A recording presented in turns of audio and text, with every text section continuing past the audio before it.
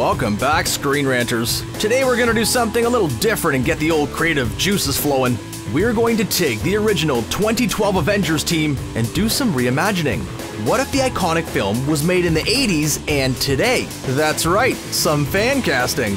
We've put together two elite acting teams of the MCU for two different eras, and we've done it all for fun as we have a lot of time on our hands. We might even make this a regular thing with other films and eras. Anyway, park up the Quinjet and let's get started. I know you just came here to complain, but I actually think that I can help you. Let's start with the leader of the 80s Avengers, Captain America. When casting this role, we looked high and low. That's some fun wordplay that'll make sense soon. So we went for an American actor that is a national treasure both on and off the screen, Rob Lowe. During the 80s, Lowe and his George Michael hair would burst onto the acting scene with 1985's St. Elmo's Fire. The only downside is Lowe would be between 16 and 25 years old during the 80s, a few years younger at least than Chris Evans when he first wore the mantle. However, the plus side is Lowe would be young enough to have the role for many years. Plus, it would be pretty great to see young Cap growing and stepping up to lead the Avengers. We wanted to add a couple of massive names that were big at the time to mix with the youth. After all, we've got to get that sweet box office dollars. So with that in mind, we went with the chap for Iron Man that could pull off a mustache with ease, Burt Reynolds. At the start of the era, Reynolds would be around his mid-40s. By this time, he'd carved out a name for himself as an action star with roles in Deliverance and Smokey and the Bandit. On top of this, Reynolds has great comedic timing, as seen with the roles he took on later in his career, like his 2012 appearance in Archer. As we know, comedy is a big weapon in Tony Stark's arsenal, so as a result, we feel that Reynolds would nail this role. Long before he strapped on the batsuit, we have one person in mind for Thor, Val Kilmer. During the 80s, Kilmer was an up-and-coming star in Hollywood. He had roles in big films such as Top Gun, Willow, and Top Secret. A number of his early films were in comedy. With how Chris Hemsworth's Thor can dabble in making people laugh later on, this experience will be handy with Kilmer as the God of Thunder. Beyond being Batman, Kilmer has been in many action films such as The Saint, Kiss Kiss Bang Bang, and so on. Kilmer would have to do a British accent for Thor, but he did a pretty decent job of a South African accent in The Saint, so as a result, he'd likely be great in the role. If you randomly put on a cult 80s film, more than likely, Molly Ringwald will be in it. The Breakfast Club, 16 Candles, and many more. Ringwald even starred alongside Robert Downey Jr. in 1987's The Pickup Artist. Now with all these roles in mind, we wanted to include her in the Avengers as Black Widow. Not just because they both have red hair, but it does help. Ringwald was a teenager for most of the 80s. As such, Black Widow would be young, but with young adults being a big market, having someone near their age in the Avengers would encourage them to see the film. Yeah, if I did, nobody else would. With Ringwald being so young, she could potentially play the role for decades if she so wished.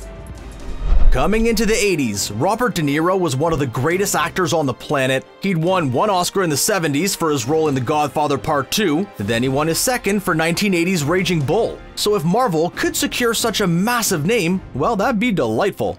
De Niro would be great as Bruce Banner. He would bring the simmering aggression required for the role.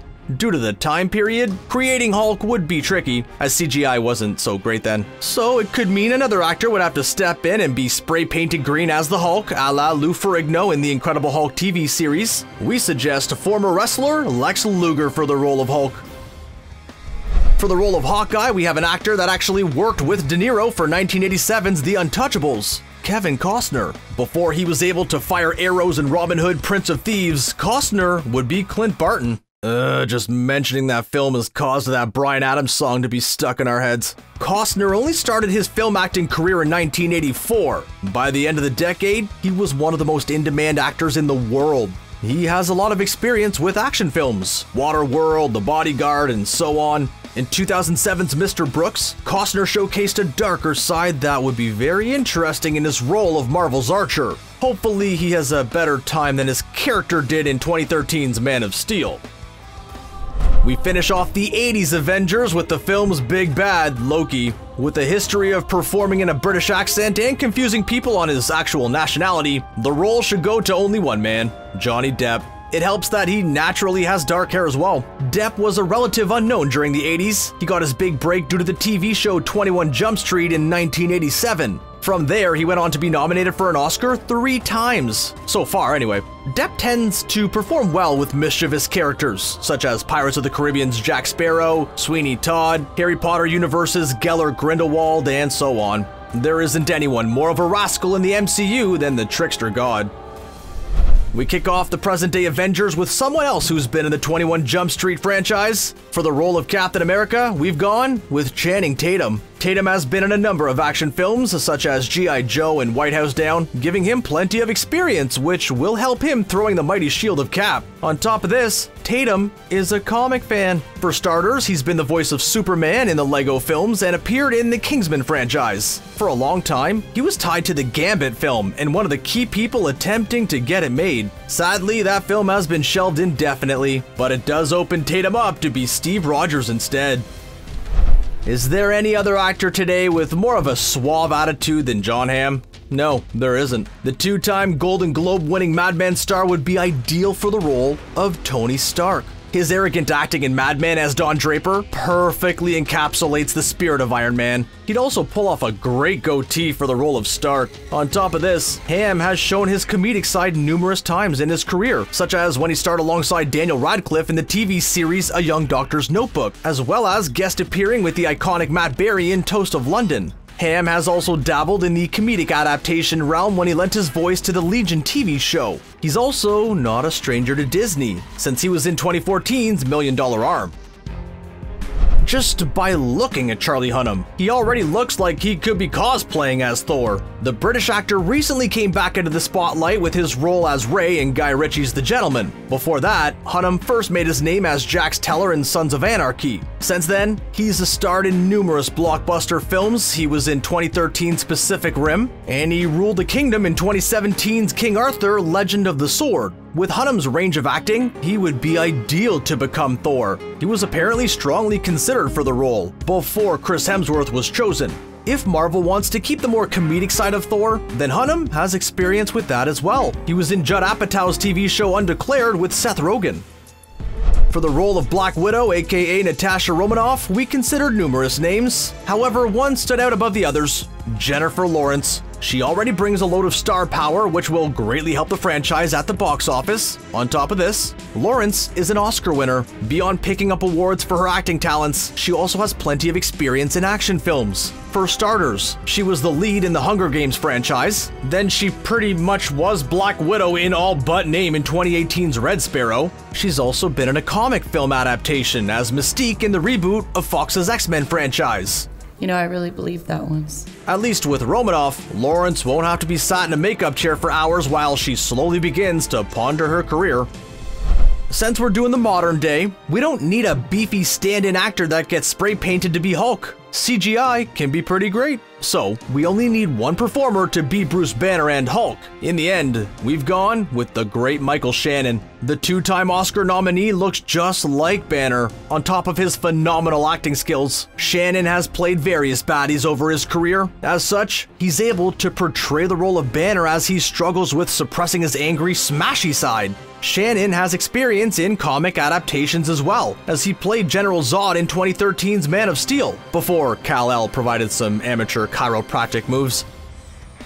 Fun fact for you, Jensen Ackles was considered for the role of Captain America before Chris Evans got to wear the star-spangled suit. When he was overlooked, he was apparently offered the role of Hawkeye, but he turned it down due to his Supernatural schedule. Well, with the devastating news that Supernatural is ending, Ackles could now grab the famous bow and arrow.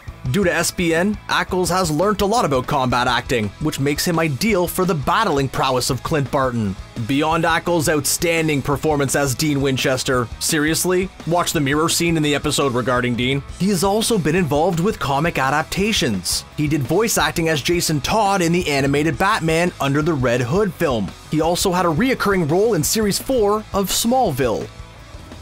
We currently have two actors in the MCU from the BBC's Sherlock series in Martin Freeman and Benedict Cumberbatch. Well, let's add another for the role of Loki. We've gone with Moriarty performer Andrew Scott. The Irish actor plays the disturbed yet subtly a little funny villain very well, making him ideal for the Avengers' Norse baddie god. To boost up his acting credentials more, Scott is also a Golden Globe nominee for his role in Fleabag as the priest. He's recently been nominated for an Emmy for his guest role in an episode of Black Mirror. The Avengers film wouldn't be the first time Scott has worked with Disney either. He did various voices in the Emmy-nominated animated TV series Big Hero 6. Scott also had a role in the Alice in Wonderland sequel, 2016's Alice Through the Looking Glass. And that's a wrap. What other films and eras should we do next? Pop your suggestions into the comments below. If you enjoyed the video and you want to see more, please like, share, and subscribe. All those actions really help us out. Finally, thanks for joining us today. See ya.